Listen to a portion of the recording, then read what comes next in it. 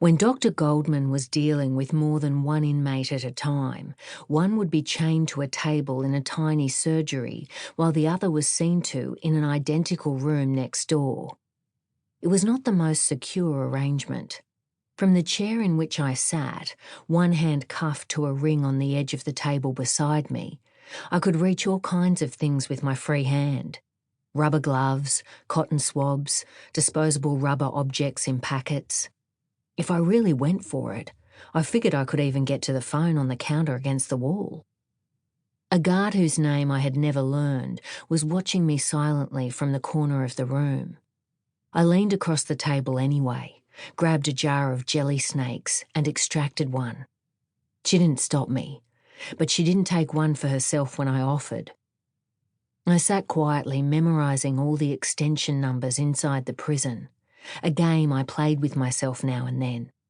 There were posters listing the numbers on the wall of every office, classroom and workroom. I closed my eyes and tested myself. Kitchen 312, infirmary 457, cleaning store 333, no, 334.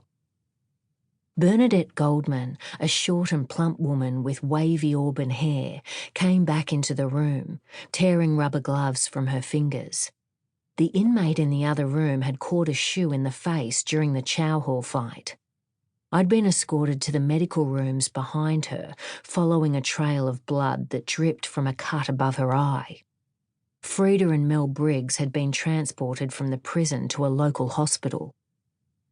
"You can leave us," Goldman told the guard. "Harry's a regular here. I'm fine." The guard shrugged and left. There were 2 panic buttons in the room with us, and Goldman wore a sensor on her hip that, if tilted too far, would bring a swarm of guards down upon us. But she and I had spent hours together in this small room. She knew I was no threat. "What's this?" I said. "No, hello? How are you? How was your morning?" "Oh, geez, Harry. I'm sorry," she snorted. "I guess you're just in here so often I forget sometimes that you actually leave." She gestured to my bloody clothes, hands and face. "Who was it this time?" she said, tilting my head and feeling in my scalp for abrasions or bumps. "I didn't see nothing," I said in my best criminal scumbag voice. "Seriously, though, you need to cut this bullshit and let them put you in ADSEG. You're going to run out of luck one of these days."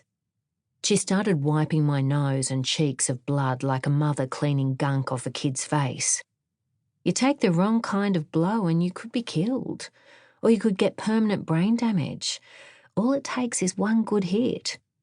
"Who says I don't have permanent brain damage already?" I asked. "True, you're definitely crazy, no doubt about that.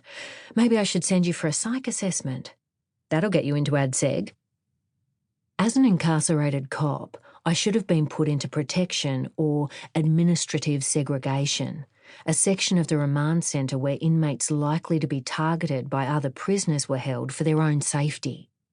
Most of the inmates there were women who had killed children, who would be prized targets for beatings.